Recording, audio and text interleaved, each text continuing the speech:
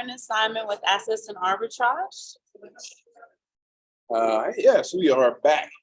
We hope that everybody had a great Memorial Day weekend and enjoyed themselves. And salute to all our fallen soldiers and also our veterans and the people who are still active service. So, we are at a restaurant called Sace. So Sace Saboras, and Six flavors. Six flavors. Great restaurant, great food. We are in Metapec this week at our vacation home. So we are filming on the run.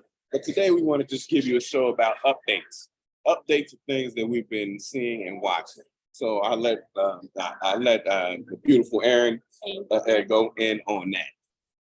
So we've been watching the BRICS nations expansion unfold before our eyes. So I'm just going to give you a few updates. For one, they met in South Africa this week, or last week, I should say, right? This is a new week. But they met in South Africa last week, and you have 20 new applicants knocking down the door wanting to expand. There are some interesting things that we did not foresee or know, but the original BRICS players are actually in conflict about the expansion and allowing new members to join, because now it just looks like an anti-Western bloc coming together against the West. And India and Brazil are especially against that. They have conflict with that, as they are pretty friendly with the United States. However, China and Russia's like, everybody join in, let's go, we're gonna jump them. So we do need to keep our eyes on the BRICS expansion and the conflict within the BRICS nations. Ultimately though, right, regardless if India and Brazil are with it or not, China and Russia are gonna bulldoze on, and we're still gonna have a problem in the United States. So here's what that means for those of you who are kind of like, tell me a little bit more about what de-dollarization really means. Because the United States dollar is the US world currency, that means we have lots and lots and lots of dollars abroad. What's gonna happen is, if there is a new world currency that rises up, that the BRICS nations is trying to come together to put together, those dollars are gonna come back to the United States, and it's gonna cause what's called hyperinflation, but really inflation on steroids, like 1980s version steroids. And that's gonna be really, really bad for people like us. You're gonna see absolute financial disaster, crisis, and a lot of crashes will occur. So it's very important to understand why, when we talk about the BRICS nations, why that, what does that have to do with me? It has a lot to do with you. Your dollar is in trouble. Two, there's been rumors that the Chinese yuan is going to be the new world currency. And we want to tell you that even though you're hearing rumors of that, right now China's not in a position for their yuan to be the new world currency for several reasons. Yeah, I'll let Simon go. Yeah, and we'll go in on this, real quick. I don't keep you too long with this one because it's kind of in depth. We're going to talk about a certain problem that you have when you have the U.S. world currency, and it's called the Triflin dilemma. Just scroll it. No, that was it. So just scroll. Okay, yeah, Triflin. It's Triflin dilemma. So what the Triflin dilemma I'm sorry, Triffin. Sometimes I get his name wrong. Triffin dilemma, the Triffin paradox. He is an economist from I think he's Belgian. He's Belgian. So he's an economist from Belgium, and his name is Robert Triffin. And we're not going to go through this whole thing. Do you want to read some of it, or? Okay. So the reason why the yuan is going to have difficulty in becoming the world's reserve currency is because Robert Triffin showed us that the country whose currency being the global reserve currency foreign nations wish to hold must be willing to supply the world with an extra supply of its currency in order to fulfill the world demand or global demand for the foreign exchange reserves, which leads to a trade deficit. This means their economy has to operate at a deficit, right? But here's something interesting as we talk about China. In the wake of the US financial crisis of 2007, 2008, the governor of the People's Bank of China said that because the US currency status, which was the world reserve currency, it was the contributing factor to global savings and investment imbalances that led to the crisis in the first place. As such, the Triffin dilemma is related to the global savings glut hypothesis because the dollar, as the world reserve currency, their role exacerbates the US current account deficit due to heightened demands for dollars. So when we talk about the debt ceiling, which they absolutely had to raise because they could not default on 3.4 or 3.1. 3.4. $3.4 trillion in debt globally, they had to raise the ceiling. Did you want to say something before I went on? Well, I just was saying, as far as being the world reserve currency, as she stated, you have to send your currency out to the world and run on a deficit, but that kind of hollows out your country over time. You know, I don't know, we mentioned it before, you got these zombie companies around here. These companies in the United States are hollowed out. They're getting saved and bailed in and all this stuff, but they are hollow zombie companies because US currency has to be spread across the entire world. And China might not want to take that on, but they're working on something, whether it's a CBDC or They're working on it. They're working on something, but they don't want to take on that because once they put their currency out, they're going to start hollowing out their own country. So, it depends on who's in charge, who's the leader, what decisions they make. But that's what's going on. And just understand, like when we talk about the crisis that we're facing now, if de-dollarization occurs because the BRICS nations puts together their own currency that they're going to use for trading purposes, our dollars are going to come back home and create an uber hyper inflation, which is going to be catastrophic financially to millions and millions of people, and even well-to-do people. I know a lot of times people feel like, wealthy people don't get touched. Their pocket's going to get touched, right? But it is going to hurt the people with the least amount of money first. The next thing we wanted to discuss is there is conflict we talked about with India and Brazil within the BRICS nation. So that's going to kind of prolong things a little bit longer, and that'll be good, right? So that we can kind of have time to put our money in silver, put our money in Bitcoin. It just gives us a little bit more time in order to kind of slow and steady dollar cost average ourselves into a position. 2, the US reserve currency is backed by absolutely nothing. We all know that, right? It's not backed by gold. It is backed by the trust of domestic, that's us in the United States. Even though I'm in Mexico, we're still considered United States. By us and global actors. In wake of the debt ceiling raising and the possible default of $3.4 trillion, that trust is completely shaken. We've had 2 banks completely fail in Q1 and Q2 of 2023. And with that being said, with the shaken trust, there's been a $4.7 billion run on the bank within the last 3 months. Depositors are no longer depositing large amounts of money. They are making huge runs on the bank, pulling their money out because they didn't want another disaster like Silicon Valley Bank. And even though First Republic got bailed in by Jamie Dimon, by JP Morgan Chase, it still sends a signal to investors and people with a lot of capital to find a safe haven for their money. So where are they putting their dollars? And we're talking about the billionaires and the multi-millionaires. Where are they putting their dollars? They are utilizing the safe haven of gold, which we've been telling you guys probably for the better part of a year now. So I'm sorry. So, you absolutely want to we want to start putting our pennies where they put their dollars, Mhm. right?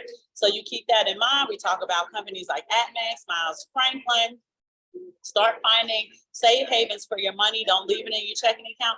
Just like you guys wouldn't leave your cryptocurrency in an exchange, on an exchange, you don't want to leave your dollars in the bank, right? You leave the dollars in the bank that you need to kind of take care of your everyday transactions, your rent, your light bill, your water bill, so on and so forth, groceries, and then try to put the rest in something else. I know it says that, Mhm. but that's not how long we're gonna be. Okay. And and the thing that we got to talk about, because we talked about building wealth, that's the journey. You want to build your wealth, but you also have to have a certain way to protect your wealth. No matter what it is, you have to protect it. You see people putting their wealth in safe havens. We have Bitcoin. It's kind of volatile. We're used to that. We're Bitcoiners, so we know how to roll with it. But then a lot of people, like we said last week, are trying to get these other coins. They're going to fly. They're going to go up 1,000%, 10,000%. But people who have wealth, considerable amount of wealth, will be looking to protect it as these times get turbulent. So you got your precious metals, you got Bitcoin. Bitcoin's been stable for a very long time. It's a good time to put money into it. You got your precious metals. Been money for over 6,000 years, right? So you get gold. You see the big players are getting gold. They're moving their fiat currency to gold so they can keep that energy and keep that spending power. So that's what we're talking about here today. A lot of things are going on. It's going to get ugly. It's going to get ugly outside. But we're just trying to give a few tips for ways you could think about maybe saving and protecting your wealth. And I do want to emphasize what he said is that gold and silver have been money for 6,000 years. So it's not something new that people are like, oh, well, I don't know if it's a good idea to put my money in there. The people who have actual capital, they're buying megatons of gold in order to protect their wealth, right? So this isn't the season of 10xing. This isn't the season of even 3x. This is the season of protection, right? Rome is burning. Right now, you just want to protect the capital and the assets that you have. Also, I would urge you guys not to make any large purchases that are unnecessary. If it's not necessary for you to buy that 60-inch HD liquid crystal 10K television, don't. She's right? shooting at me. If it's not, necessary for you to buy those Dolce & Gabbana glasses that are going to cost $1,300, don't. Right? So this is the season of protection. This is the season of you're on guard. You're supposed to be the watcher at the door of your finances. I also would encourage you guys to set a watch list for articles on your cell phone, right? It is a supercomputer in your pocket. We got to use it for more than social media. You'd be shocked at how many people don't use their phone for anything other than Candy Crush and social media. You want to set a watch list for the articles that you read. You want to do your current events all week long. What's going on in the economy? What's the U.S. saying? And let me tell you something.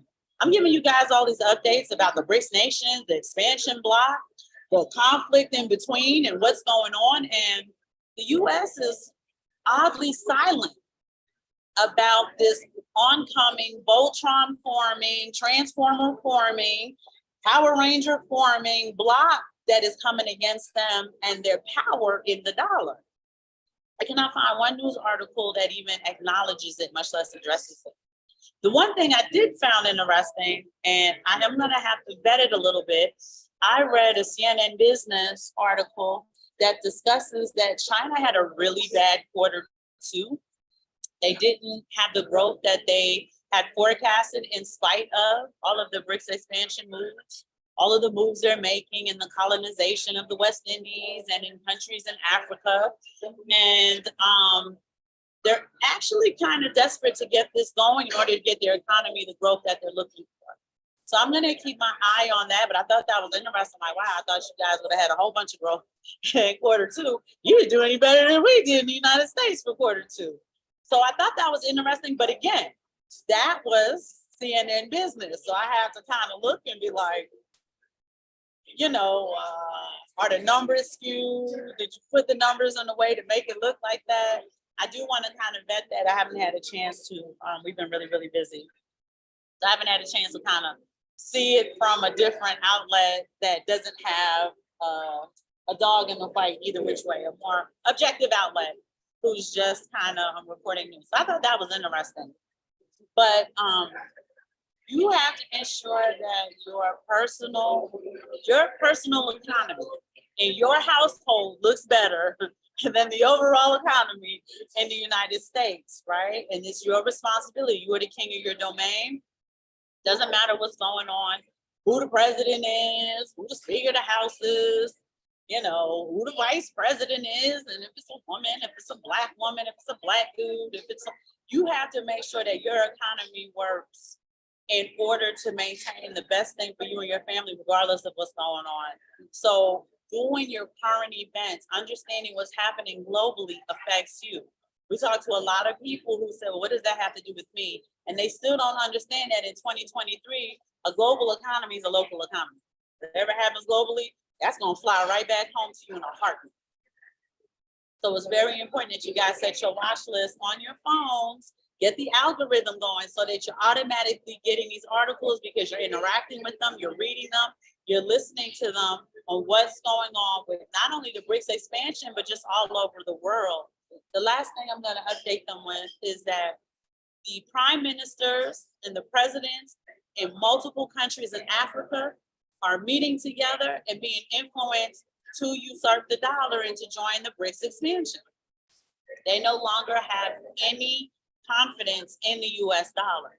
Africa is the largest continent that has gold, right? They have all of those resources. They have the gold, the oil, the this, the that, the third. They have all of the resources needed to really get that jumping, to really get that kicking. And their application is going to be attractive because they have so much to offer at the table. So as we continue to tell you and give you this gloom and doom news, dollar cost average your way into protection, right? Just see the BRICS nations as like a big bad thief in the night, and dollar cost averaging is your weapon to fight against that. And that's really all I have. Yeah, and I'll just pivot off of what she's saying. We're gonna go in another direction quickly. We've talked about this before, but we watched a program with Dr. Jordan B. Peterson and a data scientist named Stephen Shaw. Okay, and they're talking about below replacement. We talked about this before, but people are dying faster than they're being born, and a lot of sentiment is, oh, there's too many people on the globe anyway, but that's not true, because when you don't have people to replace the people who are leaving, transitioning, that's a problem, right? And there's certain numbers, and we're not going to beat you over the head with the numbers, but understand 30 years from now, you need a bus driver, a train conductor, sanitation worker, a doctor, firefighter. You need these people, but people are not replacing, and it's a lot of trouble, especially the jobs that undergird society, right? Like she said, sanitation, fire, police, these things, the water, electricians, all these things.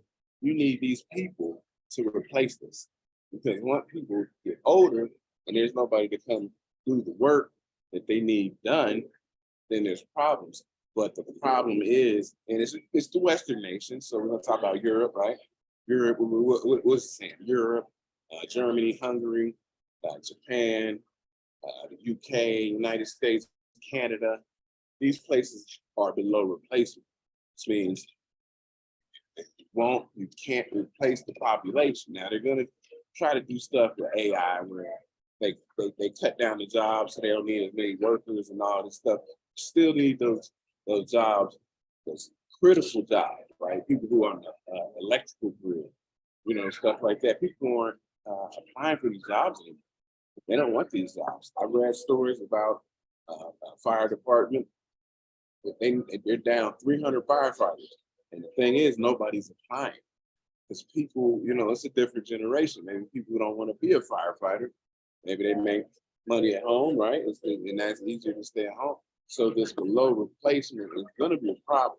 Oh, but if I could just cut in, they're down 300 firefighters, but you're not even talking about the firefighters who are on the cusp of retiring this year, next year, the year after that, right? So the number is going to keep compounding and getting bigger.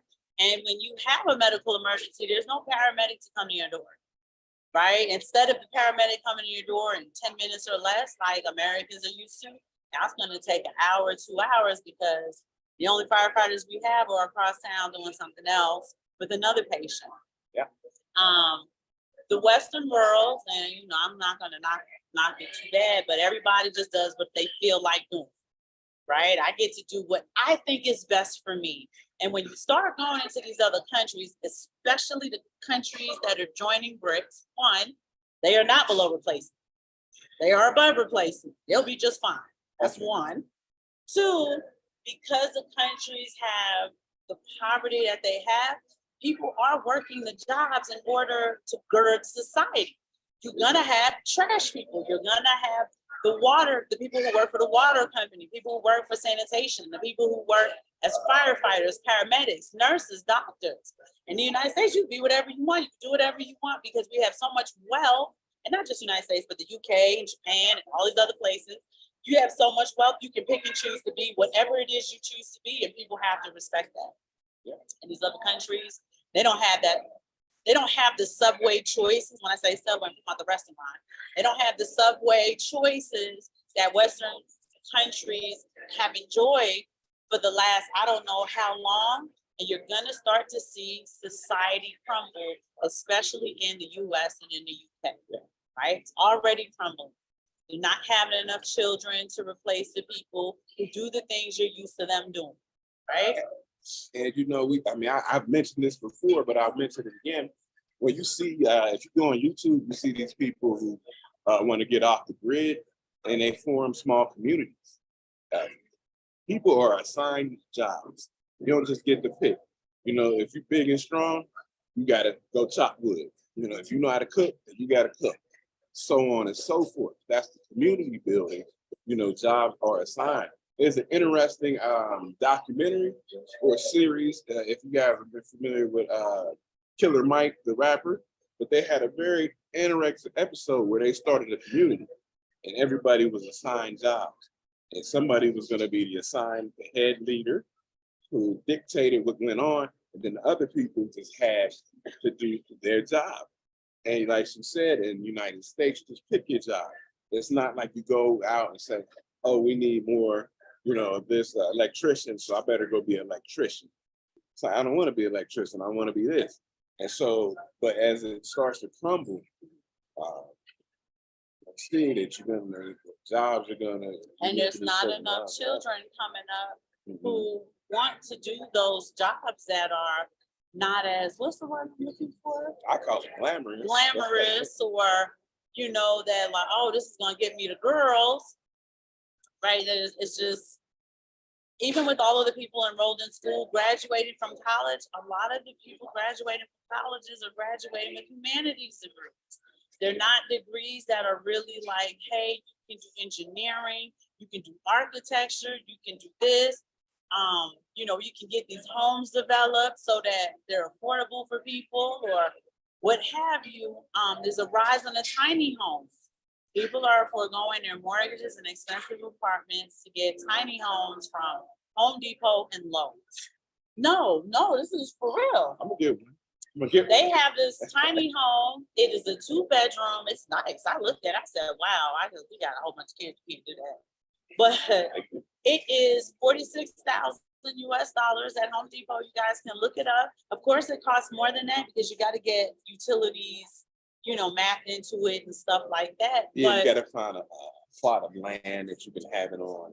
A lot of tiny home people are co-sharing with people with boomers, right? You know, a boomer, like my mom, she's got her home, she's had her home forever. Oh, just park your tiny home in my backyard. Don't worry about it. Maybe, you know, pay me something every month so I can pay the taxes on the land because the home is probably has no mortgage on it or whatever, but they're doing co-sharing on the land of people who do own homes, but who are typically not upside down on their mortgages, at least from the data that I've been doing. I don't know how I ended up in the tiny home sector, but it was really interesting how nice they were. And people are, you know, buying these expensive, the car notes, they said the average car note in the United States is more than $800. Yeah, it's brutal. So what people are doing is, since that's the cost of what an apartment used to be, they're outfitting their Mercedes Sprinters and their, I can't remember the name of the other van that was real popular for the tiny home outfitting. I'm sorry, you guys. You had to fact check me.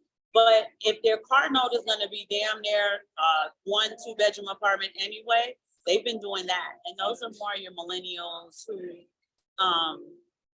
just simply can't afford $2,000-3,000 rent in whatever city they live in. So that's something you should keep your eye on too, because it's a flag, it's a sign of what's happening as a crisis in the United States, and how a large group of people, a large mass of people in a certain age range or group cannot afford what we were able to afford, which is just the basics, an apartment and a car. So you definitely want to keep track of that, because like I said, it's a writing on the wall. It's just one of the writings on the wall about the crumbling of the United States. What's going to happen is people are going to flee from their apartments and their homes, and then the real estate market is going to take a downturn. For those of you who love real estate, I hate real estate. I hate real property. And it's for these reasons, right? The market's volatile. It's a liability until it becomes an asset. That takes years, and people don't realize that. They think they're walking into real property and gonna be a millionaire today. Grant Cardone will tell you it took a while. Yeah, it takes a And while. he had the capital to stick it out. Do you? Right. Right? So these are all of the things you want to be thinking about. The last thing I'll go ahead. Oh, I would say I was just jumping in there, the tiny homes. But you know, I watch a lot of documentaries. And so I seen a documentary about people who wanted to be off the grid and living in Alaska, you know, but kind of rural Alaska, not the major city. And what they were doing, they were bartering, right? So one lady, she had some potatoes and some vegetables. She goes over to her neighbor. The neighbor has fish. You know, I'll give you some of my potatoes, and they'll give you some of their fish. I mean, they're bartering, and we might be getting to that point. So that's why silver and gold work well, and Bitcoin. Because if you need something from me, I say, hey man, give me 2 ounces of silver. Boom, and I'll give you, you know, the product or service. Bitcoin as well, give me this amount of Bitcoin. So you got to be ready to start bartering. And people are already doing that with Bitcoin.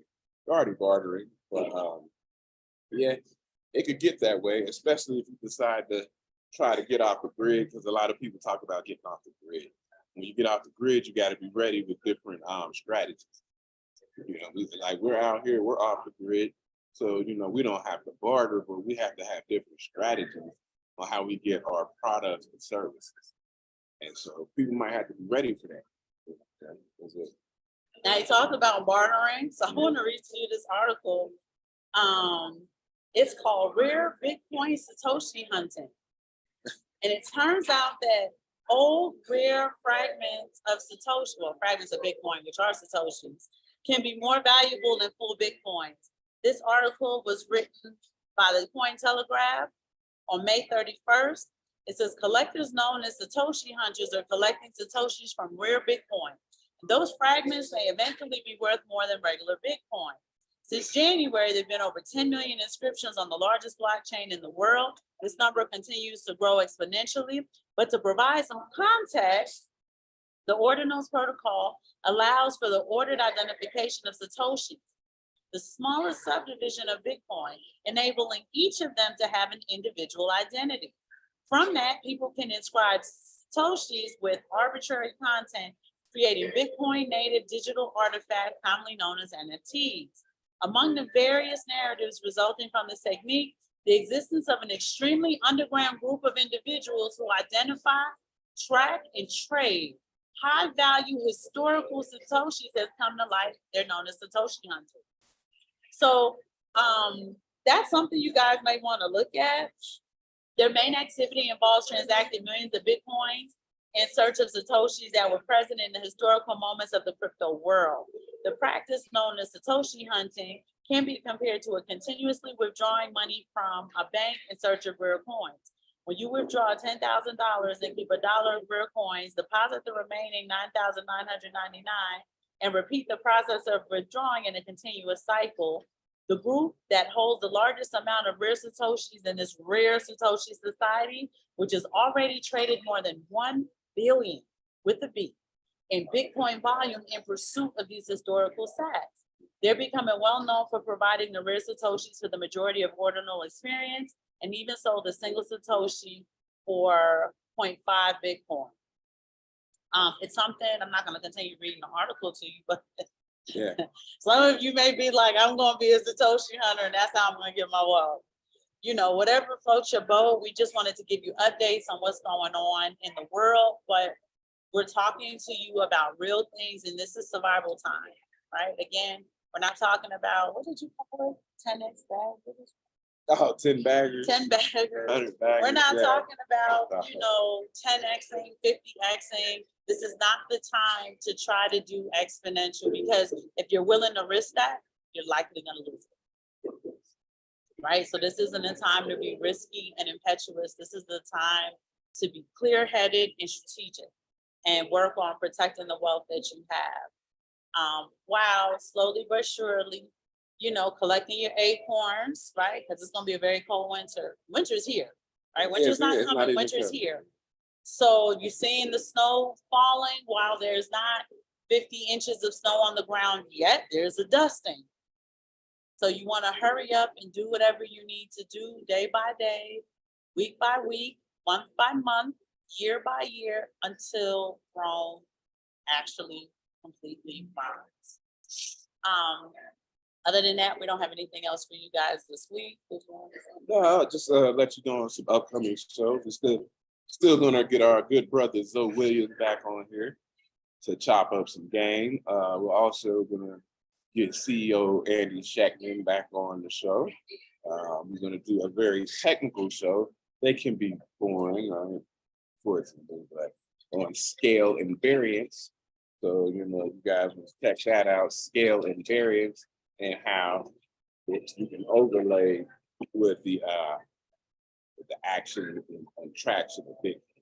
And so I'm going to do that. I've been working on that for a while. It's pretty technical, so it'll take me a minute, but I'll get it out there. And other than that, nothing really. Just having a Sunday fun day out the streets. In the streets, y'all. And we'll see you guys next week. Peace.